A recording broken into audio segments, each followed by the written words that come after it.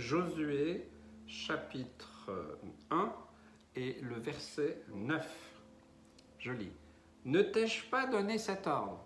Dieu s'adresse à Josué, mais il s'adresse aussi à chacun de nous. Ne t'ai-je pas donné cet ordre? Fortifie-toi et prends courage, ne t'effraie point et ne t'épouvante point, car l'Éternel, ton Dieu, est avec toi dans tout ce que tu entreprendras. La mission de Josué après la mort de Moïse était complexe, même très complexe. Et on voit Josué qui est resté un maximum tout près de Moïse. On voit qu'il sait qu'un jour ça va lui arriver, hein. Il va devoir prendre la suite. Alors il est très attentif, il est très attentionné, il est là, il est présent, il le suit à la trace. C'est comme si il ne voulait pas le lâcher. Mais un jour, Moïse s'en va.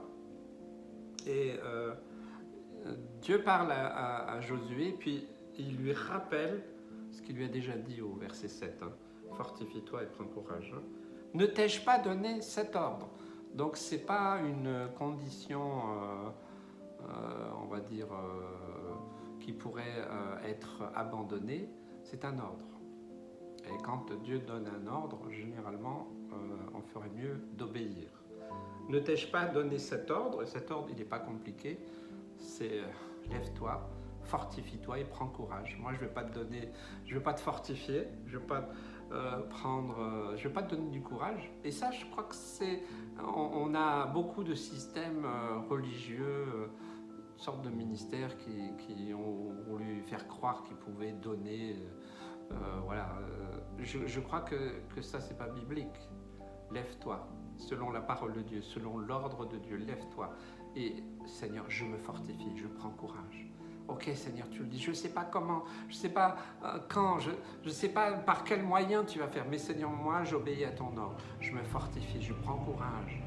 Esprit à mes corps. Et je veux réellement, Seigneur Jésus, ne pas me laisser décourager, je ne veux pas laisser venir le doute venir. Ne t'effraie point. Waouh, aujourd'hui, si le Seigneur t'a donné cet ordre de te fortifier, de prendre courage, peut-être tu as peur, peut-être tu as des craintes, des angoisses, peut-être que tu ne sais pas trop où tu en es, peut-être que tu es épouvanté.